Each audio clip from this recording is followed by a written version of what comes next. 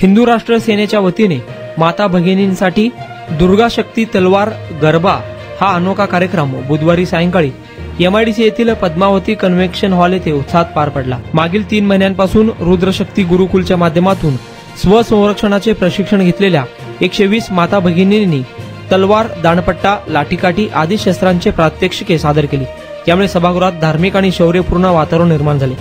विशेष आकर्षण ठरले ते नवदुर्गाची 9 रूपे देवींचा वेश परिधान करून प्रवेश करताच सभागृहात जयघोष झाला। त्यानंतर नृत्य सादरीकरण करण्यात आले। जय जगदंबच्या गजराने संपूर्ण सभागृह दणाणून गेले। हिंदू राष्ट्र सेनेचे शहर प्रमुख रवी गोणे यांनी सांगितले की गरबा दांडियाच्या नावाखाली आपल्या संस्कृतीचे विकृतीकरण होत आहे। लव जिहाद सारख्या घटनांना आळा बसावा, तसेच माता भगिनींमध्ये आत्मविश्वास व शौर्याची जाणीव निर्माण व्हावी यासाठी हा उपक्रम आयोजित केल्याचे सांगितले। त्याचे संपूर्ण नियोजन आनंद मुसळे यांनी केले, तर हबप्प लक्ष्मण महाराज चव्हाण यांनी समारोपाला भाषण केले। सूत्रसंचालन श्रीधर आरगोंडा यांनी तर विलास पोतू, अभिषेक जेडगी, ओंकार दोडतले आदी कार्यकर्त्यांनी परिश्रम घेतले।